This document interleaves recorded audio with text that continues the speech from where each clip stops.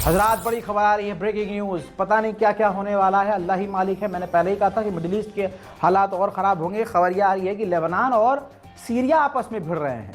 जी हाँ, सही सुना आपने, लेबनान और सीरिया भिड़ रहे हैं दोस्तों। खबर यह है कि सीरिया के जब ये सरकार पलटी है, बदली है, तो अब जो सीरिया और लेबनान के बॉर्डर पर नई फौज जो सीरिया की तैनात हुई है, इनकी तरफ से, गनमैन की तरफ से अटैक किया गया है, फायरिंग की गई है लेबनान के आर्मी के ऊपर। जो बॉर्डर आर्मी है उसमें लेबनान के कई आर्मियों के मारे जाने की खबर है, लेकिन कंफर्म नहीं है कि कितने मारे गए हैं। घायल तो कंफर्म है कि घायल तो हुए ही हैं, अस्पताल में घायलों का इलाज चल रहा है। बॉर्डर पर तनाव इतना ज़्यादा बढ़ चुका है कि सीरिया ने अपना बॉर्डर बंद कर दिया है और लेबनान भी लगभग अपने बॉर्डर को बंद करके बैठा हुआ है। दोनों के बीच तनाव है और इसकी वजह क्या है एक्चुअल अभी ये सामने नहीं आया है। मामला लेकिन संगीन है और मुझे पर्सनली लगता है ये तीसरे की चाल है कि अब ये भी आपस में भाई भाई आपस में लड़ें। ये बात आपको अच्छे से समझ में आनी चाहिए कि अमेरिका इजराइल हमेशा से इसी तरह से जिनसे जीत नहीं पाते हैं उनको किसी और से लड़ा देते हैं।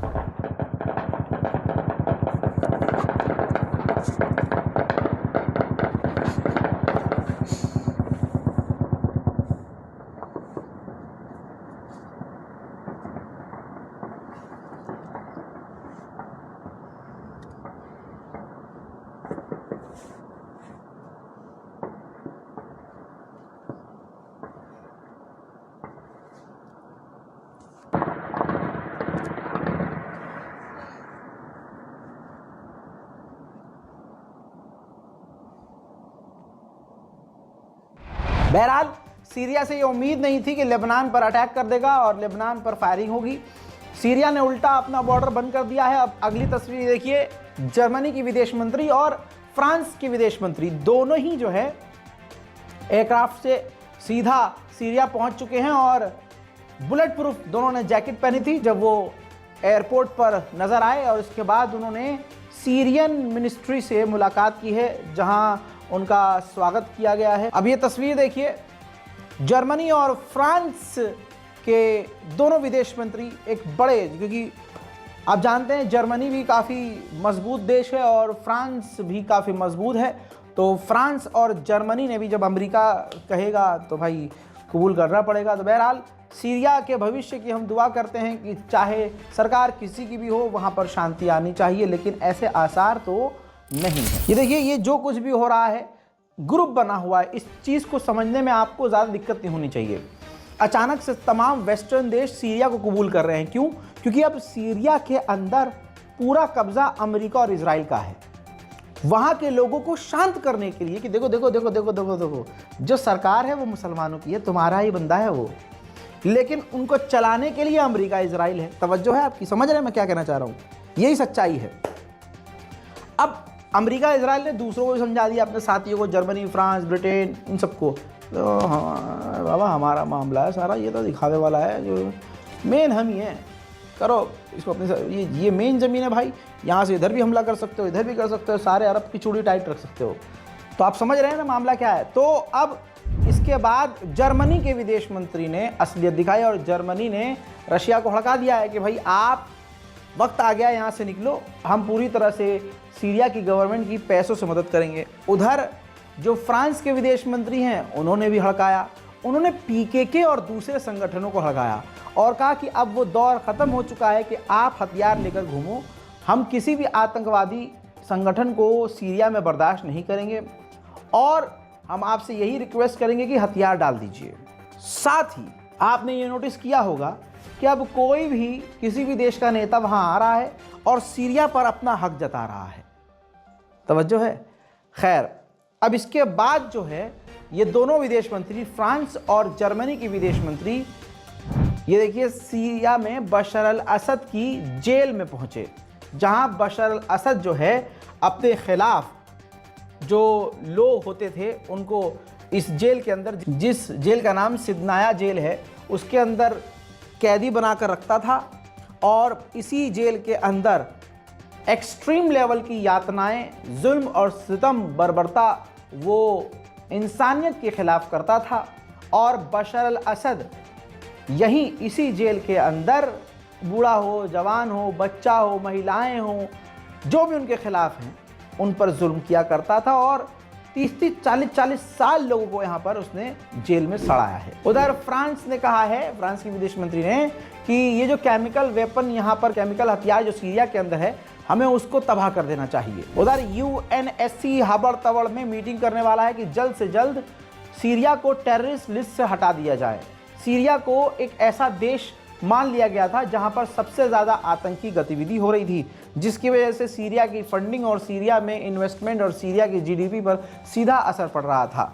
अब क्योंकि अमेरिका और इजराइल पूरी तरह से सीरिया में अपना पैर जमा चुके हैं, तो अब तमाम बड़े बड़े गुलाम जल्दी जल्दी तैयारी कर रहे हैं कि अपने आकाओं को खुश किया जा सके और आतंकी लिस्ट से सीरिया को निकाला जा सके। निकल जाए अच्छी बात है, भविष्य में आगे क्या होगा हम भी देखेंगे। मेरे दोस्तों, 1,15,000 सीरिया के लोग जो विदेश भाग गए थे धीरे धीरे करके लौट आए हैं। हजरात मोहतरम, अब मैं आपको ये भी साबित करना चाहूँगा सबूत के साथ कि इजराइल ने सीरिया के किन इलाकों पर कब्जा किया है, कितना एरिया है। मेरे साथ ये मैप देखिए दोस्तों, ये लाल एरिया आप देख रहे हैं, रेड एरिया, यहाँ पर फिलहाल कुछ दिनों के अंदर, 10 से 12 दिनों के अंदर इजराइल ने कब्जा किया है।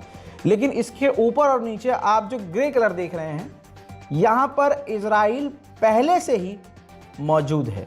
यानी पहले से ही इस पूरे ग्रे इलाके में, जो आपको हल्का ग्रे नज़र आ रहा है, ऊपर से नीचे तक देखिए, यहाँ पूरी तरह से इजराइल का कब्जा है। और लाल वाला जो एरिया है, क्वांटीरिया नाम का जो इलाका है, उस पर इजराइल ने पिछले 12 दिनों के अंदर पूरी तरह से कब्जा किया है। इसके अलावा अब बाजी पलट चुकी है, तो सीरिया में अब बशर अल असद के सपोर्टर्स को, साथियों को, मिलिटेंट्स को ढूंढ कर जो अब सीरिया की नई गवर्नमेंट के सपोर्टर्स हैं, पीट और मार रहे हैं। हज़रात, जैसे मैंने आपसे कहा कि लेबनान और सीरिया के बीच जो है तनाव बढ़ चुका है और सीरिया की तरफ से जो है पहला अटैक किया गया है, ऐसा कहा जा रहा है। अब आपकी स्क्रीन पर ये तस्वीर देखिए, भारी मात्रा में जो सीरिया की नए फौजी, जो नए लड़ाके हैं नई गवर्नमेंट के, वो तेज़ी से लेबनान के बॉर्डर की तरफ बढ़ रहे हैं। हज़रात, उधर हिजबुल्लाह को पूरी तरह से इजराइल ने तोड़ दिया है और अब लेबनान की जो ऑफिशियल गवर्नमेंट है उसको बिल्कुल अमेरिका और इजराइल अपने इशारे पर नचा रहे हैं। आप इस कहानी से समझ सकते हैं कि ईरान की एक फ़्लाइट काफ़ी लंबे समय के बाद जब लेबनान उतरी है, तो लेबनान की अथॉरिटी ने कहा कि हम पहले इस पूरे जहाज़ की जांच करेंगे, एक एक चीज़ चेक करेंगे। पहले ईरान ने मना कर दिया कि हम नहीं जांच करने देंगे, तो थोड़ा सा फिशी लगा कि भाई ये कुछ मामला हो सकता है गड़बड़। लेकिन फिर इसके बाद ईरान ने परमिशन दी और पूरे जहाज़ की चेकिंग की गई, लेकिन फिर हाथ कुछ नहीं आया। उसके बाद उल्टा लेबनान की गवर्नमेंट ने सीधा ईरान से कहा कि आप हिजबुल्लाह को फंडिंग करना बंद कीजिए, हेल्प करना हिजबुल्लाह को बंद कर दीजिए। तो आप समझ सकते हैं सीरिया में भी क्या हो रहा है, लेबनान और सीरिया को लड़वाया जा रहा है। इसी तरह से लेबनान और ईरान के बीच दूरी पैदा की जा रही है, इसी तरह से इराक और ईरान के बीच दूरी पैदा की जा रही है।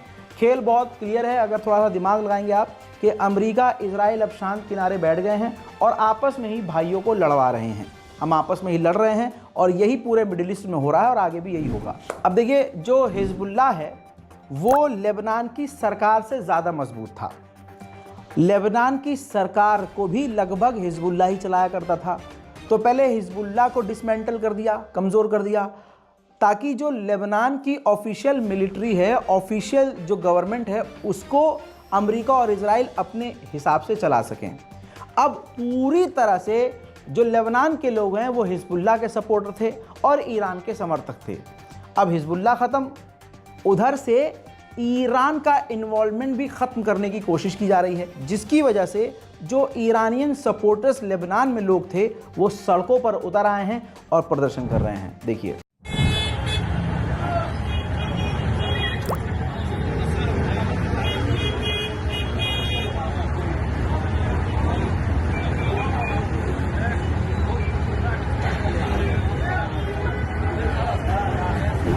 सीज़ फायर का उल्लंघन करते हुए एक बार फिर से पिछले 24 घंटे के अंदर इजराइल ने 3 बार हवाई हमले लेबनान पर किए हैं। उल्टा अभी भी सीज़ फायर के मुताबिक ये कहा गया था कि इजराइल की सेना को तुरंत पीछे हटना पड़ेगा। अब ये लेबनान का मैप जारी किया है इजराइल ने और उल्टा लेबनान के लोगों से इन इलाकों में जो उसने हाईलाइट किए हैं, साफ मना कर दिया है लेबनान के लोगों से कि इन इलाकों से पीछे रहें। अमेरिका की बाइडेन सरकार ने कहा है कि हम नहीं चाहते, हम कोशिश कर रहे हैं कि सीज फायर ना टूटे, जबकि आप जानते हैं जिस देश ने 150 से ज़्यादा बार उल्लंघन कर दिया है ऑलरेडी, सीज फायर यानी जो लिखित में शर्तें हैं उसको रोज़ तोड़ रहा है, अमेरिका कह रहा है कि हम चाहते हैं कि सीज फायर ना टूटे और हम लेबनान में बहुत जल्द चुनाव करवा के नया वहाँ पर जो है संगठन, नई सरकार बना देंगे। दूसरी तरफ अगर बात करें फ़िलिस्तीन की, तो फ़िलिस्तीनियों के इलाकों में इजराइल के जो लोग हैं, जो यहूदी हैं, सेटलर्स हैं, वो फ़िलिस्तीनियों के इलाके में जाकर उनके भेड़ बकरियों को भी चुरा रहे हैं, उनको भगाकर अपनी तरफ लेके जा रहे हैं, उनके घरों पर हमला कर रहे हैं, घरों और खेतों में आग लगा रहे हैं। ये तस्वीर देखिए।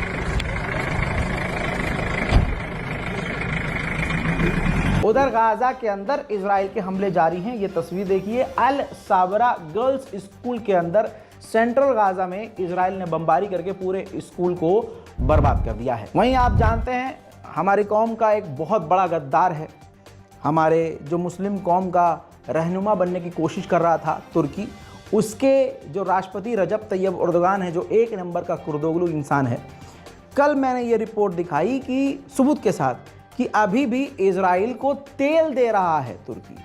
और अचानक से जब ये खबर घूमी चारों तरफ तो एर्दोगान फिर से सामने आ गए और एर्दोगान ने अब कहा है कि हम ऐसे देश में आते हैं और हम ऐसे देश हैं जिसने पूरी तरह से इजराइल के साथ अपने टाई-अप, रिश्ते, बिजनेस, कॉन्ट्रैक्ट सब रद्द कर दिया है, कैंसिल कर दिया है। एवरेज इजरायलियों की सोच इतनी खतरनाक है कि आप सोच भी नहीं सकते। एक यहूदी महिला से पूछा गया कि आप फिलिस्तीन के बच्चों के बारे में, गज़ा के बच्चों के बारे में क्या सोचती हैं? महिला ने कहा कि क्या ही होगा और क्या ही मैं सोचूंगी, वो भी बड़े होकर अरब बनते, वहाँ कोई भी इनोसेंट नहीं है। यानी उनकी नज़र में तमाम जो अरब के लोग हैं वो आतंकी हैं, यहूदी ये सोचते हैं। सुनिए। How many civilians have been killed in Gaza, from what you know? Who gives a shit? Okay, but don't you feel like, for example, children? Children grow up to be Arabs. את יודעת כמה חפים מפשע נהרגו בעזה? טוב, מסקנה שנעצור. ואת לא רוצה לענות על זה? תודה. אוקיי, אפשר לשאול למה? כי אני לא חושבת שיש מישהו שהוא חף פשע שם. צר. את יודעת כמה חפים מפשע נהרגו בעזה? לא, זה גם לא מעניין אותי. לא? למה? לא מעניין אותי, אני... फिलिस्तीन के समर्थन में कैडेरा में जमकर प्रदर्शन जारी है।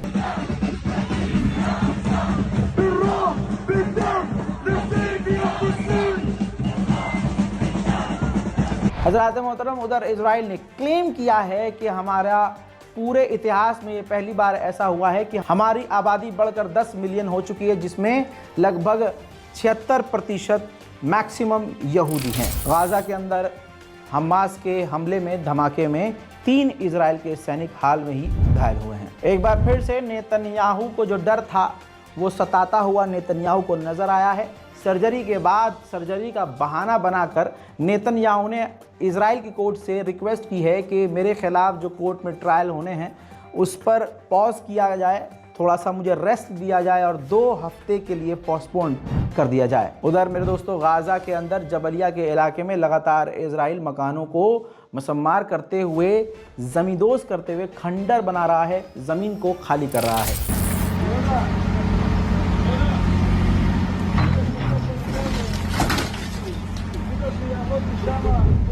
Iran ने इटली के एक पत्रकार को गिरफ्तार किया था, मैंने जानकारी आपको दी थी। अब मामला ये है कि ईरान कह रहा है कि हमारे जो पत्रकार और हमारे जो लोगों को, ईरान के लोगों को अमेरिका ने जो गिरफ्तार किया है उसके हम बदले में इस इटली के नागरिक को रिहा करेंगे। मिडिल ईस्ट स्पेशल रिपोर्ट में फिलहाल के लिए इतना ही। इस रिपोर्ट को शेयर कीजिए, दुआओं में याद रखिए। जय हिंद।